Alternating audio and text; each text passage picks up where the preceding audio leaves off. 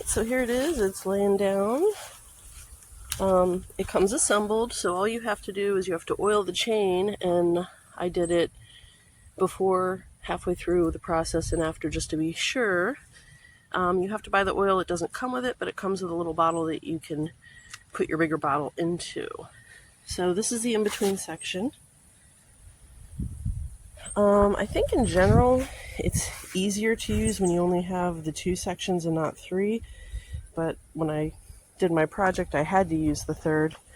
It's just very heavy on the blade end, so you kind of have, I found it, because I'm right-handed, it was actually a little bit better in most cases for me to power it with my left and have my right hand as far up as I could reach. But even so, it leans, so it feels, like it's got a bend to it. But it worked great. I would say this, I probably wouldn't do anything any thicker than this. It did fine with this, but it definitely, it takes a lot of standing there. So, like changing a light bulb, your arms start to get tired, especially with the weight. I did find that it was easy enough to control to do a 3-point cut, which I was worried about because I didn't want to have the trunk rip. So actually I did a 3 cut at first, and then I went back in and I took little sections off at a time, mainly for the reason I didn't want to hit myself in the head with them, and there was nowhere else to stand other than directly under it.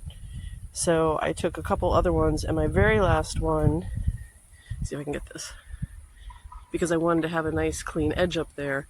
That one took probably like 3 or 4 tries just because my arm was getting tired. I probably should have gotten on my hefty ladder and done it that way so I wasn't standing at kind of weird angle, but it did a great job. Very happy with it.